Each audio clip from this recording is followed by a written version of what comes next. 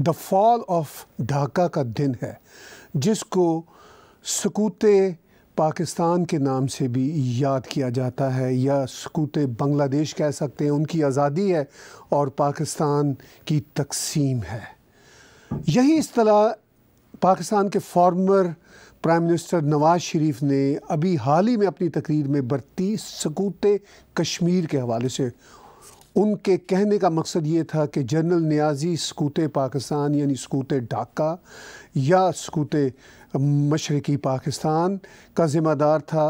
तो ये शायद जनरल नियाज़ी के बाद वज़ीर आज़म इमरान खान नियाज़ी सकूते कश्मीर का ज़िम्मेदार है। खैर, मैं ये समझता हूँ कि इसकी ज़िम्मेदारी भी इस्टेब्लिशमेंट पे है और उस वाक़े की ज़िम्मेदारी भी इस्टेब्लिशमेंट पर थी। ये बातचीत आज के हमारे थर्ड ओपिनियन शो में होगी, जिस पर रोशनी डालेंगे जनाब बैरिस्टर हमीद बशानी साहब। मगर इससे पहले कि मैं उन्हें अपने साथ जोड़ूं, मैं चाहूँगा कि एसोसिएट प्रेस की कर्टसी के साथ, with the courtesy of associate press, एक वीडियो इस वक्त वायरल हो रहा है जिसमें 15 दिसंबर 1971 को जनरल नियाज़ी ने कहा कि हम किसी सूरत भी पाकिस्तान टूटने नहीं देंगे, हम अपनी आज़ादी कोट अनकोट बरकरार रखेंगे। एसोसिएट प्रेस वालों ने पूछा कि वो बंगाली बेचारे तो अपनी आज़ादी मांग रहे हैं, आप किस आज़ादी की बात करते हैं? तो उन्होंने कहा नहीं, हम अपनी आज़ादी की बात करते हैं। मैं पहले वो वीडियो क्लिप आपको दिखाना चाहता हूँ, with the courtesy of associate press.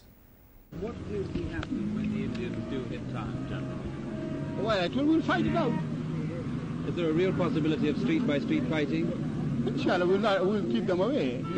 The feeling is that you don't have enough men here in the town to put up a big fight. Makes no difference. I never show my men. Will you make any attempt at a conditional surrender? No, sir. The question is either we live or we die. But some attempt has already been made in the past few days to come to some form of agreement. No, well, when I heard that, I told them what I felt about them. Which was? Well, that's between him and us. We stay here dead or alive. We fight it out to the last. But a lot of men might die. This is the price of the freedom. But what freedom? Not yours. It's mine. Yes, my country, Pakistan's. You still consider that you stand a fighting Pakistan chance will of... stay. Yes, inshallah, will stay. You're not being...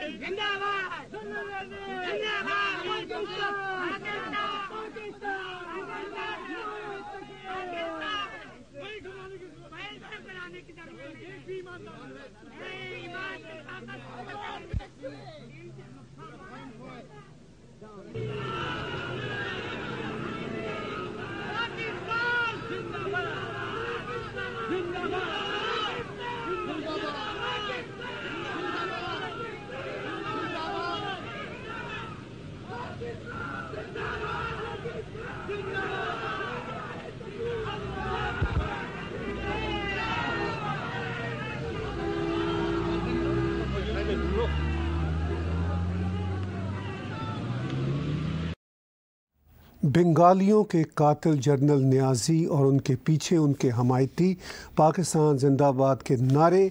सकूते Dhaka से एक रोज़ पहले भी लगा रहे थे और अपने तौर पर अपने आप को सच्चे समझते थे। मगर उससे अगले रोज़ ना सिर्फ सरेंडर हुए, 93,000 पाकिस्तान के soldiers in 1971 prisoner of war बने। मैं वेलकम करता हूँ रूह रवान थर्ड ओपिनियन के जनाब बैरिस्टर हमीद बशानी साहब को।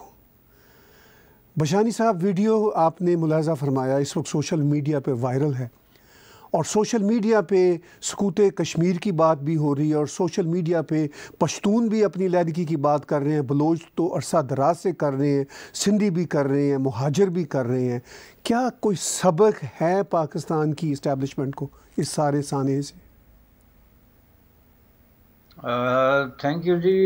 ताहिर साहब। ये जो है, इसमें पहली बात जो वीडियो की है, ये तो सिर्फ ये तो जो महाज़ जंग पे खड़े लोग हैं उनकी है, लेकिन उनके पीछे जो बैठे हुए पॉलिसी मेकर्स थे या जो डिप्लोमेटिक हलकों में उस वक्त इस जंग के हवाले से बातें कर रहे थे, उनका आपने देखा होगा ऑन रिकॉर्ड के वो तो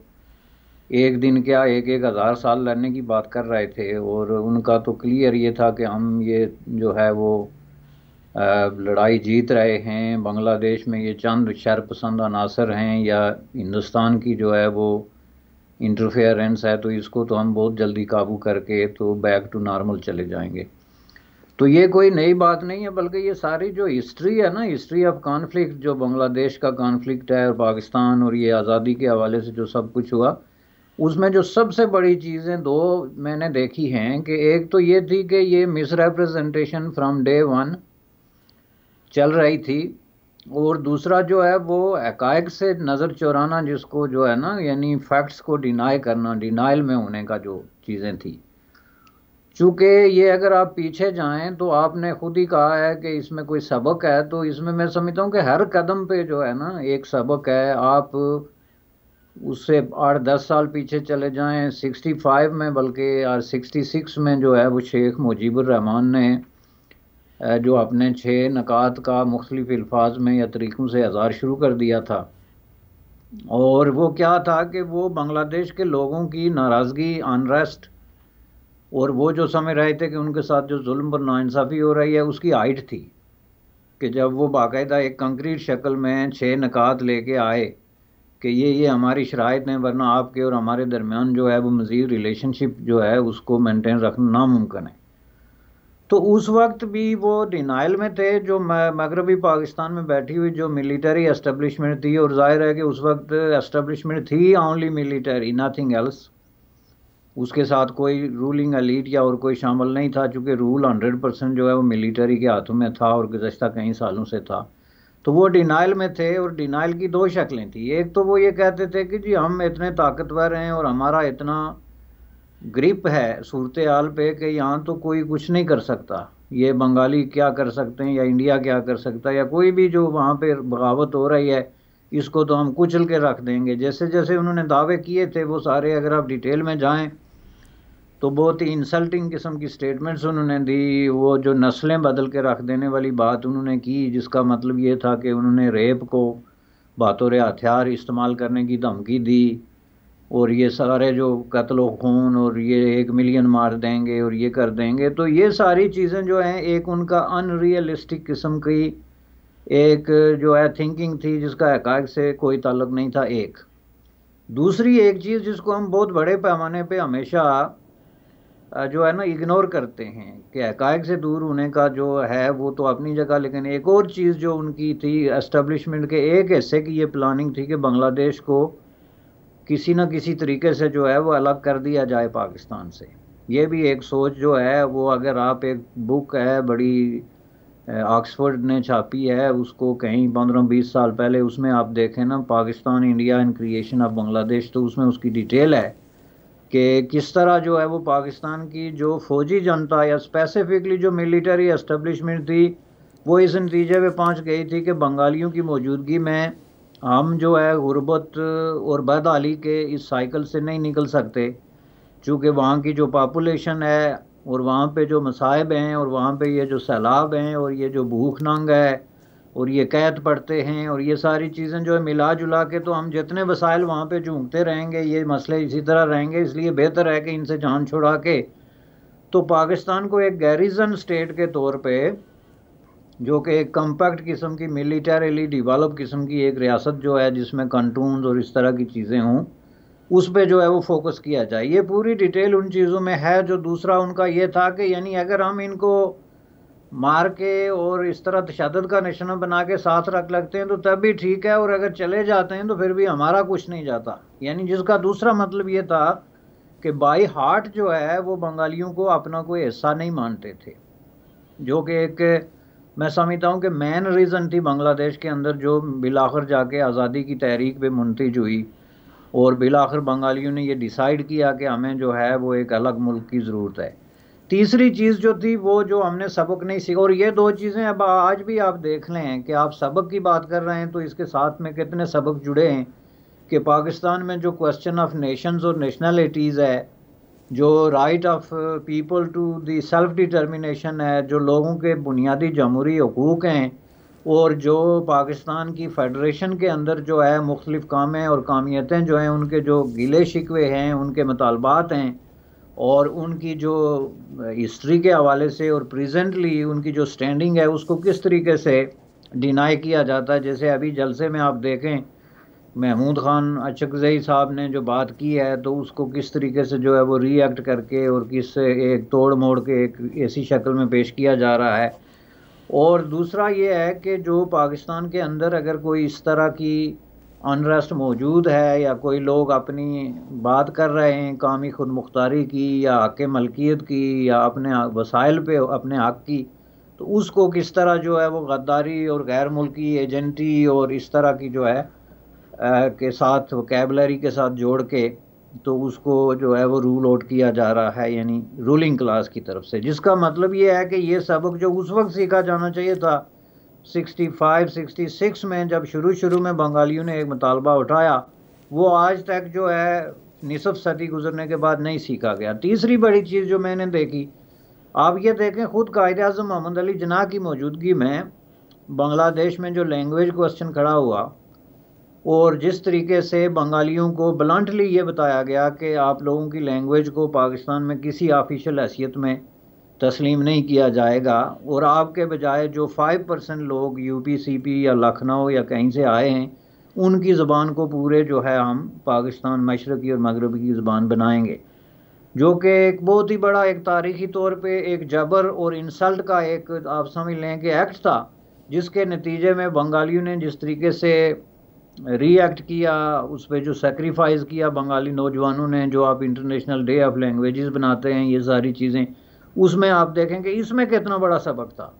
और ये कोई मामूली बात नहीं थी। आप ये देखेंगे पूरी दुनिया इन चीज़ों को तस्लीम करती थी कि दुनिया में जो कोई भी कामों की अपनी कल्चर है, सकाफत है, लैंग्वेजेस हैं, उनकी जो है एक प्रॉपर रिस्पेक्ट और स्पेस जब तक किसी स्टेट के अंदर नहीं होगी उस वक्त तक उस स्टेट के लिए जो है वो चलना मुश्किल हो जाएगा। और आप ये देखें कि आज जाके निसफ सदी बाद भी पाकिस्तान में जो लोगों के लैंग्वेज राइट्स हैं, जिनका ताल्लुक नेशनलिटी राइट्स से बनता है, ख्वाह वो सिंधी हूँ, बलोच हूँ, पख्तून हूँ, या इवन खुद पंजाबियों की हद तक भी मैं कहूँगा कि अब नौबत यहाँ तक आ गई है कि वहाँ पे जो है वो लैंग्वेजेस को कुचल कर उसकी जगह एक आर्टिफिशियली एक जो है ना मसनूई एक ढांचा जो है वो खड़ा करने की कोशिश की जा रही है, जिसकी सबसे बड़ी मिसाल आप देखें दुनिया के हर मुल्क में कल्चर और एजुकेशन के फ्रंट पे जहाँ कहीं पे कोई हुकूमत की तरफ से फंडिंग होती है, प्रोग्राम आते हैं, पॉलिसीज़ बनती हैं, तो उसमें लोकल लैंग्वेजेस और कल्चर को प्रोजेक्ट करने, उनकी जो है फ़रोग़ के लिए और उनकी तरक्की के लिए जो है वो बाकायदा बजट मख्तस किए जाते हैं, हौसला अफजाई की जाती है। पाकिस्तान में टोटली उसके बरक्स है, यानी आपको मुमकिन है पता होगा अगर इस शोबे में कहीं कोई फंडिंग होती है, लेकिन जो ऑफिशियल पॉलिसी है, फंडिंग हो भी रही हो तो वो अपने लोगों को नवाजने के लिए होगी, लेकिन ऑफिशियल पॉलिसी ये है कि लोकल लैंग्वेजेस को आप डिस्करेज करें और उसकी जगह एक ही लैंग्वेज के अनफेयर किस्म का गलबा जो है या उसकी डोमिनेशन जो है उसके लिए काम हो रहा है, जो कि वहाँ पे हुआ। तो इन सारी चीज़ों को मिला के तो बात बिल्कुल जो एक सबक सीखने का था वो ये था कि अगर आप किसी भी मुल्क के अंदर एक ऐसी सिचुएशन में जहाँ मुख्तलिफ़ कौमें और कौमियतें बसती हैं, डाइवर्सिटी है, मल्टी कल्चरल मल्टी एथनिक किस्म की कम्युनिटीज़ बसती हैं, उन सब को जब तक आप बराबर का मकाम देकर और बराबरी की बुनियाद पे उनको रिकग्नाइज़ करके और स्टेट के जो आपका ढांचा है उसके अंदर उनको इक्वल राइट्स दे के तो जब तक आप आगे नहीं बढ़ते आप आगे नहीं बढ़ सकते। बाकी सारी जो है वो स्टोरियां हैं कि न्याजी साहब ने एक दिन पहले बड़क मारी, दूसरे दिन हथियार डाल दिए या किसी लीडर ने तकरीर कर दी, लेकिन जो एक स्लो हिस्टोरिकल प्रोसेस होता है जो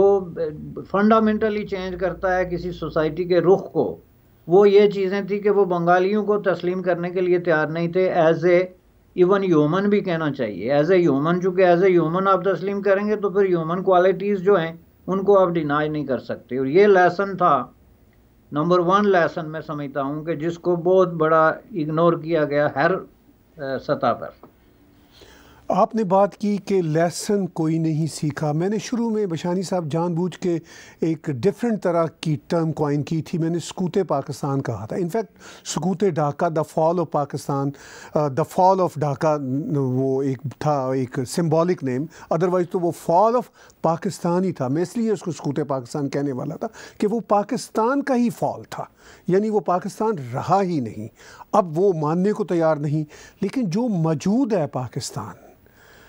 और आपने कहा कि उस मौजूद पाकिस्तान को ये लेसन नहीं मिला कि उन्होंने जो बंगाली इतनी बड़ी कम्युनिटी थी उनको दिल से तस्लीम ही नहीं किया था। यही इस्तिलाह शुरू में मैंने इंट्रो में जोड़ना चाही सकूत कश्मीर के साथ। कश्मीर के लिए भी जहाद की बात होती है, आज़ादी की भी बात होती है, मगर आप समझते हैं कि ये कश्मीरियों को भी दिल से अपने जैसा, अपने इक्वल तस्लीम करते हैं? देखें जी, ये तो पहली बात लफ्ज़ की है ना, तो सकूत की बात की आपने, फ़ाल की, तो गालिबन एक तरह की ये politico military oriented kind of terminology है, जिसमें आपके पास जो इलाका या ख़ित्ता है वो आपके हाथों से निकल जाता है।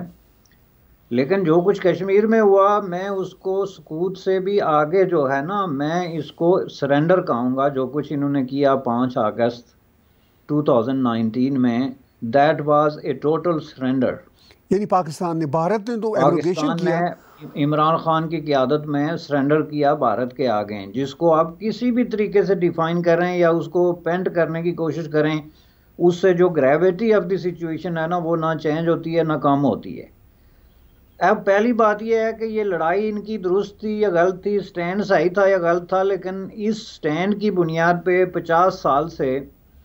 कश्मीरियों का खून बहाया गया। लाखों की तादाद में जो कश्मीरी मारे गए, उनके घर उजाड़े गए, उनकी बस्तियां उजड़ गई,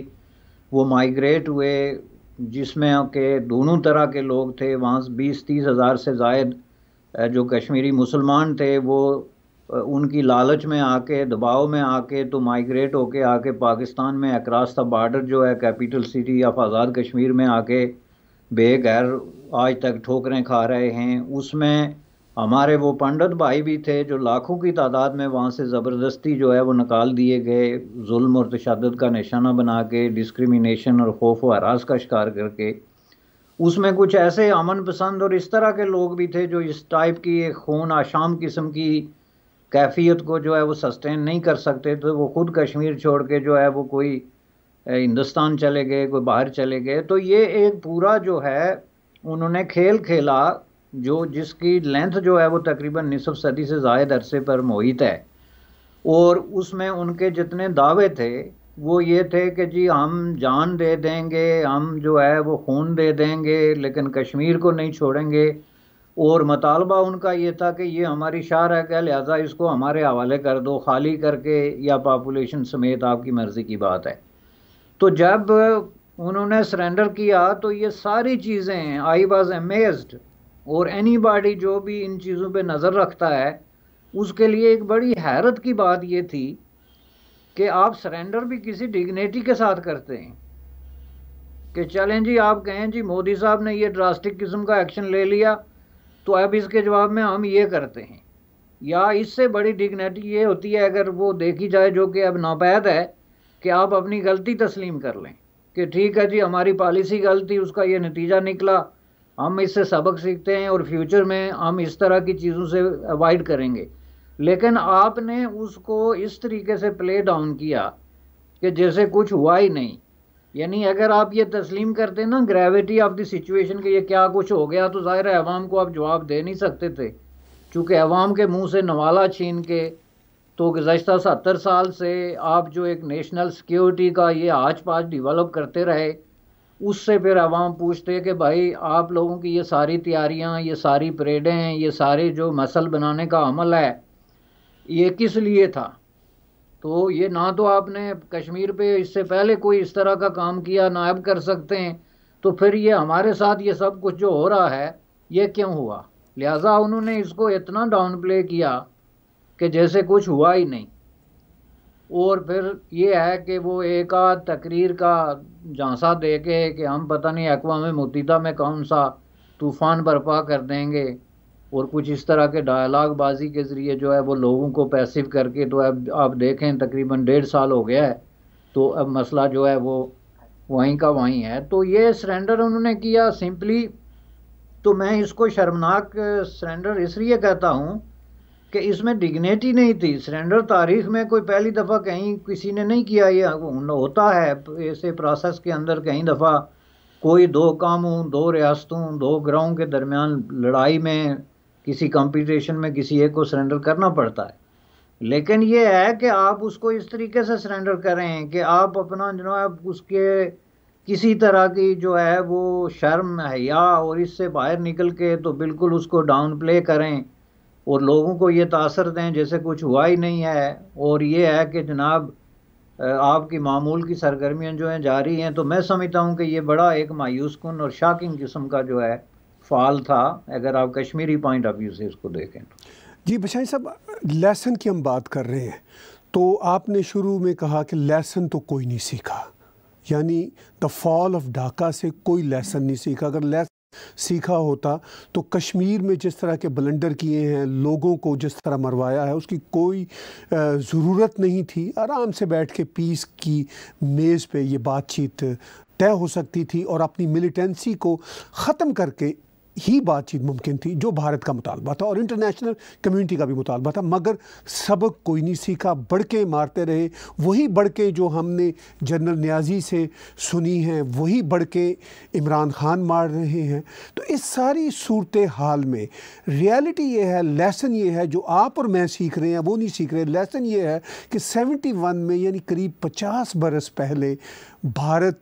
ने पाकिस्तान के 93,000 जो सोल्जर्स थे उनको कैद कर लिया 50 साल पहले। बढ़ के ये मार रहे हैं कि हम भारत से बहुत आगे हैं। अब 50 साल बाद या 48 साल बाद, पिछले 1.5 बरस पहले जो सकूत कश्मीर होता है, तब भी ये कुछ नहीं कर सके। 10 तैयारे आए, बालाकोट तक वापस चले गए, कुछ नहीं कर सके। इसका मतलब ये है कि इनकी बढ़ के, इनके मसल्स आपके ख़िलाफ़, मेरे ख़िलाफ़ जो डिजिडेंट्स हैं या जो बेचारे नहत्ते बलोच हैं, पश्तून हैं, मुहाजिर हैं, सिंधी हैं, उनके ख़िलाफ़ सिर्फ हैं। ये भारत से नहीं लड़ सकते। 2 हमने सकूत देखे, यानी सकूत ढाका, कुछ नहीं कर सके। जंग करते हुए ये हार गए, और दूसरी जगह पे ये जंग भी नहीं कर सके और हार गए। आगे अब भारत मदद नहीं कर रहा। जहाँ 2 जगह पे भारत था, ये तो हार गए। अगर ये बलूचिस्तान में भारत मदद करता है, सिंध में मदद करता है, महाजरों की मदद करता है, पश्तूनों की अफ़गानिस्तान से मदद करता है, ये तो कुछ नहीं कर सकते। क्या ये लेसन है हमारे लिए? देखें जी, ये मदद तो खैर दूर की बात है। पहली बात ये है कि जो बेसिक प्रिंसिपल है ना जी, भारत मदद करे या ना करे, ये मैं आपको बता दूं। जो बेसिक प्रिंसिपल 71 में जिसको वायलेट किया गया, वो है डेमोक्रेसी का जो प्रिंसिपल नंबर 1 है कि जब आप इंतखाबात कराते हैं तो अवाम जिसको मैंडेट देते हैं आप उसको तस्लीम करते हैं, और आप उसका मैंडेट चुराने या उस मैंडेट को तोड़ मोड़ के, मैनिपुलेट करके, हेरा फेरी करके तो अपने तरफ जो है वो ले आने के बजाय आप जो भी, जिसको भी मैंडेट मिला है, आप इक़्तिदार उसके हवाले करते हैं। और ये बेसिक प्रिंसिपल है। इंतखाबात आप कराते हैं, 300 सीटों में से 160 सीट जो है वहाँ की एक डेमोक्रेटिक पार्टी जो है डेमोक्रेटिकली ले जाती है एक ऐसे इलेक्शन के नतीजे में जिस पे किसी को रिगिंग के हवाले से भी इल्ज़ाम नहीं कि उन्होंने कोई रिगिंग कराई या वो करा सकते थे, चूँकि आपकी जो मिलिटरी रजीम है उसके पास था सारा बंदोबस्त, हर चीज़। इसके बावजूद जो है वो इतना बड़ा ओपन मैंडेट उन्होंने ले लिया। उसको आपने डिनाई किया एक ऐसे तरीके से कि जिसको कोई दुनिया की किसी भी कोई मुल्क जो डेमोक्रेसी के बेसिक प्रिंसिपल्स को भी तस्लीम करता हो, के बारे में नरम रवैया रखता हो, वो इस तरह नहीं कर सकता। तो वो करने के बाद आपके सामने जो नतीजा आया वो बिल्कुल सामने था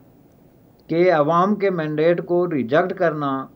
या डेमोक्रेसी को आर्टिफिशियली जो है मैनिपुलेट करके अपने मकासद के लिए इस्तेमाल करने की कोशिश करने का जो रिएक्शन होता है और उसके जो कॉन्सिक्वेंसेस हैं वो आप कंट्रोल नहीं कर सकते, ख्वाह आपके पास कितनी बड़ी फ़ौज, कितनी बड़ी ताकत क्यों ना हो। सिंपल चीज़ जो है वो पाकिस्तान के अंदर इस वक्त मैं समझता हूँ कि हमारे सामने हो रही है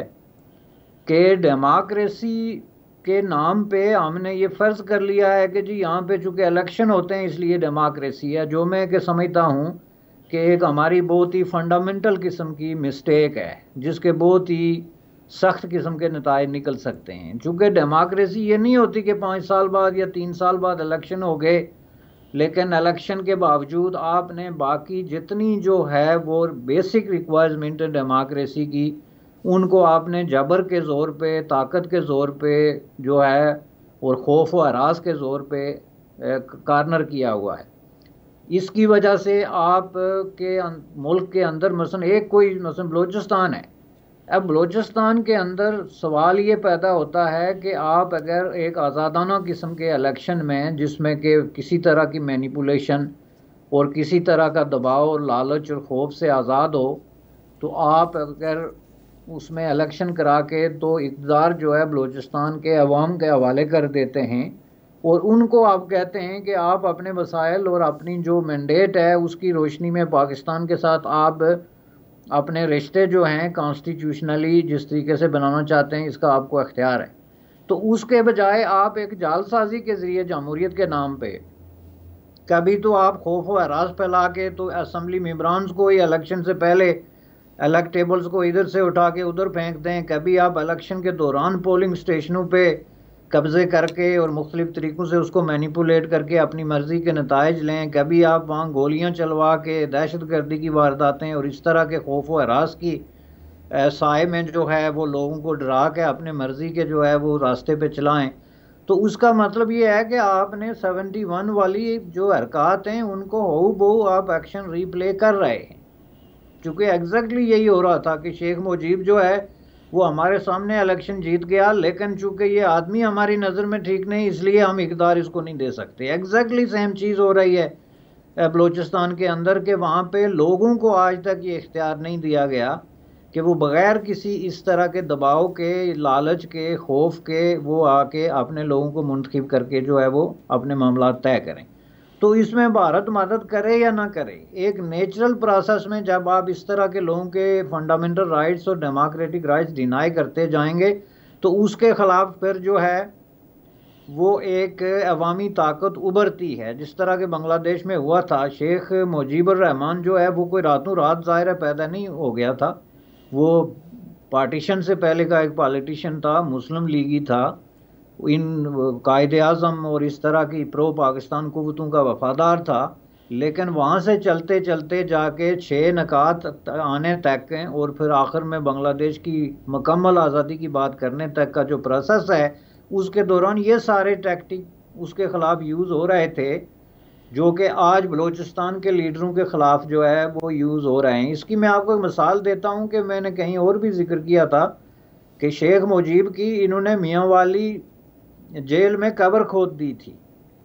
जब उसको अरेस्ट करके मार्च में पाकिस्तान लाया गया तो इसकी कब्र खोद दी थी बंगालियों को डराने के लिए और मूवमेंट को जो है वो करने के लिए कि हमने तो अब इसको ज़िंदा छोड़ना नहीं है और इसको यहीं फांसी दे के तो और फांसी की उसको मौत की सज़ा जो है वो मिलिट्री ट्राइब्यूनल से उसको दे दी थी, जिसका जज मेरे ख्याल में एक ब्रिगेडियर रैंक का जो है वो मिलिट्री ऑफिसर था। तो उससे अगर इन्होंने सबक सीखा होता तो वो देखते कि भाई हम तो सिर्फ 6 महीने पहले मार्च में, अप्रैल, मई, जून, जुलाई, अगस्त, सितंबर 6 महीने पहले तक हम बांग्लादेश के सबसे पॉपुलर लीडर को की कब्र खोद रहे थे और हम ये ख्वाब देख रहे थे कि हम उसको जो है वो मियाँ वाली जेल में दफन कर देंगे और बांग्लादेश की तहरीक जो है वो मियाँ वाली जेल में जो है वो गायब हो जाएगी। और 6 महीने बाद वही बांग्लादेश का लीडर था जिसके आगे आपको हाथ फैलाने पड़े कि आप हमें जो है वो जंगी जराइम में और जेनोसाइड में और इस तरह के जो दूसरे जो जंगी जराइम और जो कैदी हमारे हुए हैं उनको उस हवाले से हमारी मदद करें, तो हम बांग्लादेश को तस्लीम कर देते हैं। तो ये कोई मामूली सबक है कि 6 महीने के अंदर अंदर जो है वो कितनी बड़ी तब्दीली आपको एक्सेप्ट करनी पड़ी। और यही बात बलूचिस्तान में है कि अगर आप अवाम को जो है वो दबाते रहेंगे इसी तरह तो एक दिन वहाँ अवाम किसी ऐसी कुव्वत के ज़ेरे जो है वो क़यादत जमा हो सकते हैं कि जिसको आप कंट्रोल ना कर सकें अपनी तमाम तर ख्वाहिशात के बावजूद। आपने कहा कि किसी बैरूनी ताकत की मदद मिलना या ना मिलना तो बात का अमल है। असल में नेचुरल जो प्रोसेस है किसी भी सोसाइटी के डिके का, वो ये है कि वहाँ के जो डिफरेंट सेगमेंट्स हैं अगर उनको बराबर के हकूक़ ना मिले। सूरत हाल पाकिस्तान में ये है बशानी साहब कि बराबर के हकूक़ तो एक बहुत बड़ी बात है, और ख़ास तौर पर जब पंजाब पर ये इल्ज़ाम लगता है कि पंजाब की इस्टेब्लिशमेंट बराबर के हकूक़ नहीं देती। ख़ुद पंजाब के ही फॉर्मर प्राइम मिनिस्टर 3 बार प्राइम मिनिस्टर रहने वाले हैं और पंजाब पे उनका इतना बड़ा होल्ड है, वो अपनी तकरीरों में अलग-ऐलान कह रहे हैं कि पाकिस्तानी इस्टेब्लिशमेंट के रोग एलिमेंट्स पाकिस्तान को तोड़ने पर एक दफ़ा फिर मजबूर कर देंगे, यानी उस रास्ते पर लेकर चलेंगे। तो लेसन तो फिर कोई ना हुआ अगर पंजाब की तरफ से भी ये बात सामने आ रही है तो। नहीं, ये तो एक लेसन ये है ना जी कि जो आपकी एस्टेब्लिशमेंट है उसको जब आप चैलेंज करते हैं तो इससे कोई फ़र्क नहीं पड़ता कि आप किस सूबे से हैं या किस एथनिक ग्रुप से हैं या किस नेशनलिटी से आपका ताल्लुक़ है। जैसा कि मैंने अर्ज़ किया कि अब ज़ाहिर शेख मुजीबुर रहमान को चैलेंज करने और उसको इक़्तिदार डिनाई करने का मतलब ये था कि पाकिस्तान के अवाम की अक्सरियत को जो उन्होंने इलेक्शन में साबित कर दी है, कहने की हद तक नहीं बल्कि प्रैक्टिकली, उसको भी जब आप डिनाई कर रहे हैं इक़्तिदार, तो इसलिए कर रहे हैं कि वो एस्टेब्लिशमेंट की मर्ज़ी के मुताबिक पॉलिटिक्स करने के लिए तैयार नहीं है। तो यही सूरत हाल मैंने कहा कि उन्होंने कोई सबक नहीं सीखा कि पाकिस्तान में एक साबिक़ वज़ीर आज़म जो कि 3 दफ़ा वज़ीर आज़म रहा है और जो आज भी बहुत हवालों से आप चैलेंज कर सकते हैं, लेकिन इसके बावजूद वो पाकिस्तान के मोस्ट पॉपुलर जो पॉलिटिशियंस हैं उनमें से एक है। पंजाब में तो बिला किसी शक व शुबे के सबसे पॉपुलर पॉलिटिशियन अगर आप पार्लियामेंटेरियन की पॉलिटिक्स के हवाले से देख लें या अवाम की पॉलिटिक्स के हवाले से देख, तो उसकी एग्जिस्टेंस को, ये तो छोड़ें मैंडेट तो अगली चीज़ होती है, उसकी एग्जिस्टेंस को ही आप डिनाई कर रहे हैं कि तुम जिंदा नहीं रह सकते और हम तुम्हें पकड़ के जेल में डाल देंगे, हम तुम्हें पकड़ के इंग्लिस्तान से वापस ले आएंगे, हम तुम्हें ये कर देंगे वो कर देंगे। यानी कि लैंग्वेज ही जो है ये टोटली जो है वो किसी पॉलिटिकल किसी सर्कल की लैंग्वेज नहीं है, बल्कि ये बिल्कुल एक नई पाकिस्तान की पॉलिटिक्स में एक नई लैंग्वेज है जिसमें कि गुंडागर्दी का आंसर जो है और बदतमीज़ी और इस तरह की चीज़ों का आंसर है। उसमें सियासत की तो ज़बान ही नहीं है। कैसे एक वज़ीर आज़म जो है वो गुंडों की तरह एक साबिक़ वज़ीर आज़म को कह सकता है कि मैं तुम्हें जाके वहाँ से गले से पकड़ के इंग्लैंड से घसीट के ले आऊँगा। तो ये आपकी जो पंजाबी फिल्में हैं सुल्तान राय और मुस्तफ़ा कुरैशी की क़यादत में, उनकी सारी क़यादत कह रहा हूँ, मरकज़ी किरदार थे जिनके,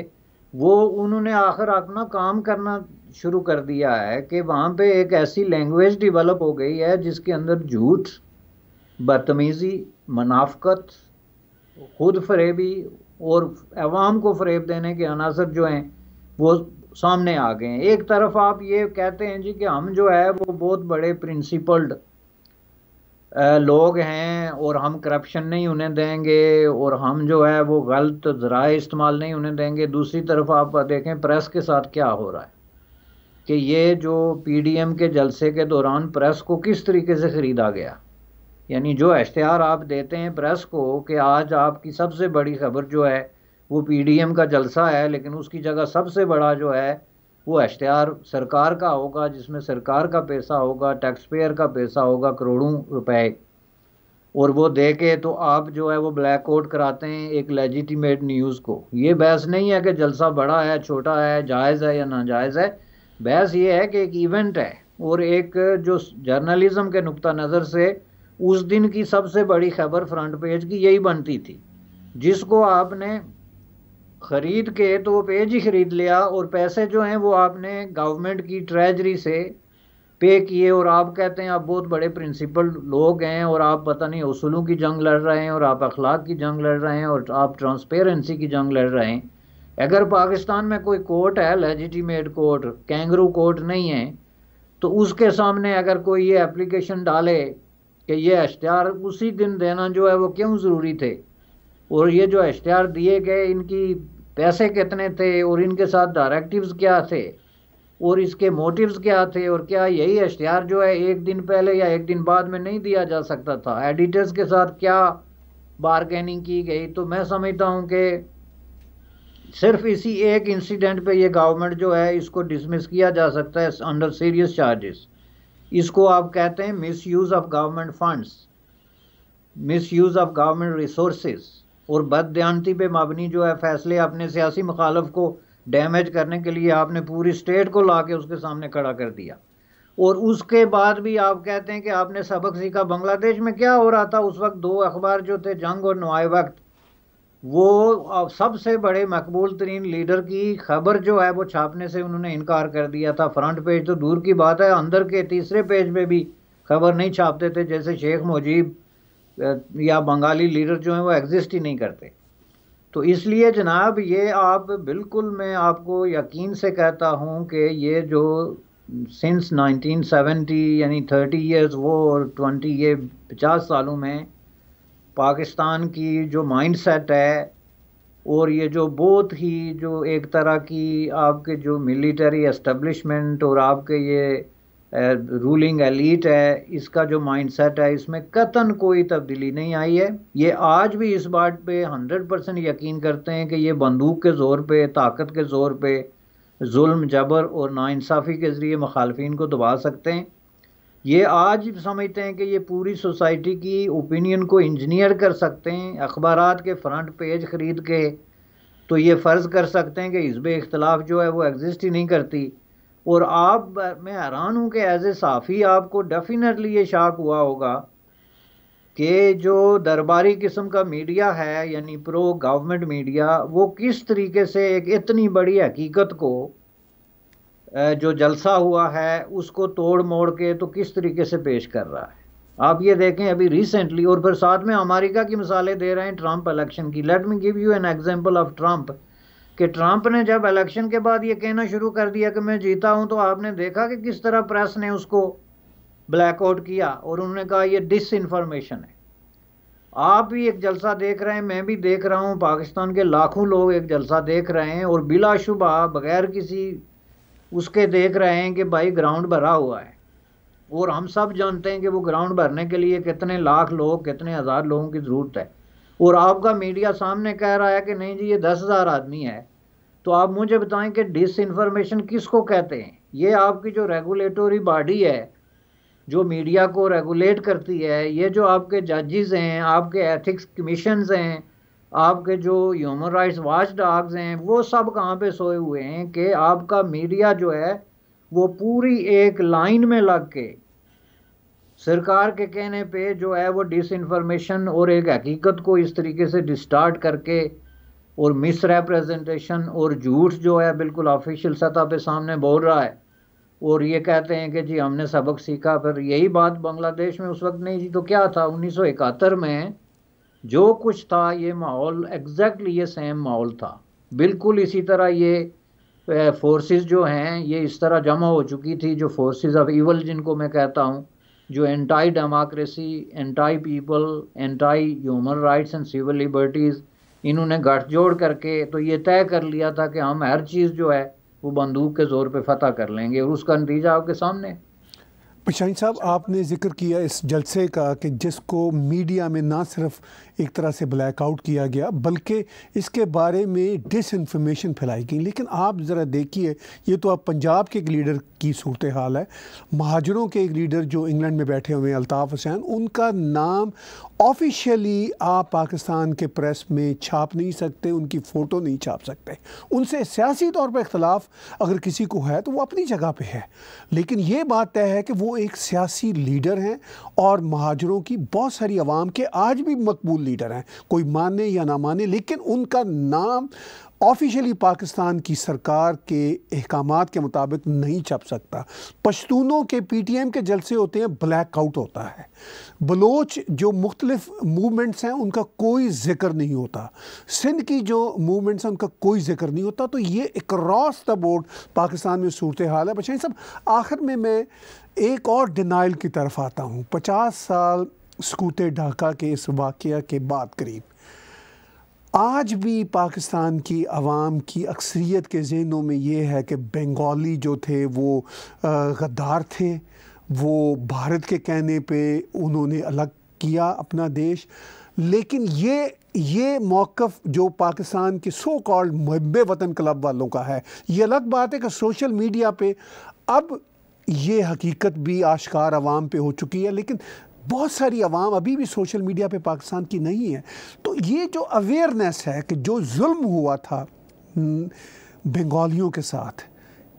इसका कोई इम्कान आपको पाकिस्तान के मीडिया या इंटेलेक्चुअल्स या सोशल मीडिया वालों से है कि ये अवेयरनेस ज़्यादा से ज़्यादा फैलेगी? ताहिर साहब, आप वो सवाल मुझसे कर रहे हैं एक ऐसे मौके पे जब मैं ये कह रहा हूँ कि इतना बड़ा जलसा जिस मीडिया को सामने नज़र नहीं आ रहा, और वो उस जलसे को लेके 24 आवर इतने तसलसल से झूठ बोल रहे हैं, और उनको पता है कि वो झूठ बोल रहे हैं, उनके सामने कैमरे लगे हुए हैं। और वो ये लोग हैं जो 4 साल पहले इसी हुक्मरान पार्टी के जलसों को फ़ोटोशॉप करके बड़े करके पेश करते थे, और वो अब हिज़्ब इख्तिलाफ के जलसों को फ़ोटोशॉप करके छोटे करके पेश कर रहे हैं। और आप ये समझते हैं कि वो बांग्लादेश के अंदर अपनी तारीख का सबसे बड़ा जो है वो ब्लंडर और सबसे बड़ा स्लेंडर और सबसे बड़ी जो मिस्टेक है, सरेंडर जिसको कहते हैं, उसको वो जो है वो हकीकत के तौर पे तस्लीम करेंगे। तो मैं समझता हूँ कि ये अभी इसके कोई चांसेस नहीं है, और ये इन्होंने तस्लीम करना नहीं। और मैं नहीं समझता कि अब बांग्लादेश के लोगों को इसकी ज़रूरत भी है, चूँकि Bangladesh is a success story, और वो एक सक्सेस स्टोरी के तौर पे इंटरनेशनल कम्युनिटी में एक सक्सेसफुल कंट्री के तौर पे इमर्ज होके अपना मकाम बना चुका है, जो फॉरवर्ड लुकिंग किस्म की पॉजिटिव कंट्री के तौर पे आ गया है। अब ये उनकी कोई मजबूरी नहीं कि पाकिस्तान के लोग जो हैं उनको किस खाते में डालते हैं, चूँकि पाकिस्तान ने उसके साथ जो गुज़श्ता 40-50 सालों में सलूक किया है वो यही था एक तरह का कि उसको ना तस्लीम करने के बराबर ही था। यानी ऑफिशियली तस्लीम तो कर लिया, लेकिन ज़ाहिर है आपने पूरी दुनिया में इस्लाम का डंडोरा पीट रहे हैं, इस्लामी उम्मा की बात कर रहे हैं, उम्मत मुसलमा के मरने और जीने की बात कर रहे हैं, लेकिन बांग्लादेश के साथ आपके रवैये वही डिस्क्रिमिनेटरी और इंसल्टिंग रहे हैं दुनिया के हर फोरम पे। और ख़ुद दो तरफ़ा ताल्लुकात के हवाले से आप वज़ारत ख़ारजा की फ़ाइलें उठा के देख लें कि आपने कभी कोई इनिशिएटिव लिया हो कि बांग्लादेश के साथ हम किसी तरह के कोई नॉर्मलाइजेशन के प्रोसेस में जो है वो जाएं। तो इसलिए मैं नहीं समझता कि उनको अब इस चीज़ की ज़रूरत है। दूसरा ये है कि वो अब इस खित्ते की पॉलिटिक्स में भी एज ए प्रोएक्टिव पार्टनर्स के जो है मर्ज हो चुके हैं, और इंटरनेशनल पॉलिटिक्स में भी और इकानमी में भी उनको अपनी स्पेस मिल गई है। अब ये मजबूरी पाकिस्तान की है जो कि अब एक बहुत ही आइसोलेटेड किस्म की कंट्री के तौर पे सामने आया है, जिसको कि अपने करीब तरीन हलीफ यानी सऊदी अरब जैसे मुल्कों और ईरान जैसे मुल्कों और इस तरह के करीब तरीन जो है वो मुल्कों की तरफ से भी आप यूँ समझ लें कि एक तरह की सरदमोरी का शिकार होना पड़ रहा है। तो इनको चाहिए कि ये देखें कि भाई एक तो फ़ौज कशी हमने की, बंगालियों का कत्लेआम और खून खराबा हमने किया, और ऊपर से बजाय इसके कि हम उनसे माफ़ी मांगें, अपनी गलती तस्लीम करें और एक नए दौर का आगाज़ करें, एक नया बाब खोलें ताल्लुकात का जो बर्र सगीर के करोड़ों लोगों की तरक्की और उनकी फ्यूचर के लिए एक नवीद साबित हो सकती है, उसके बजाय हमारे वही 70 साल पुराने जो है गर्दन में सरिया जो डाल के बैठे हुए हैं, उसमें तो कोई फ़र्क मुझे नज़र नहीं आता। इसलिए आई डोंट थिंक कि इन नियर फ्यूचर इस जो माइंडसेट है इसमें कोई तब्दीली आएगी। ये वो माइंडसेट है जिसमें तब्दीली के चांसेस कभी भी नहीं रहे हैं। इस माइंडसेट को एक झटके से जो है ना वो करने की ज़रूरत है, इसमें तब्दीली की गुंजाइश ही नहीं है।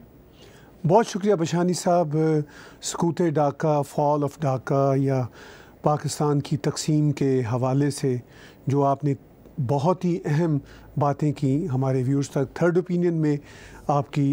शिरकत का बहुत शुक्रिया, जो आप ही का शो है। थैंक यू जनाब, थैंक यू।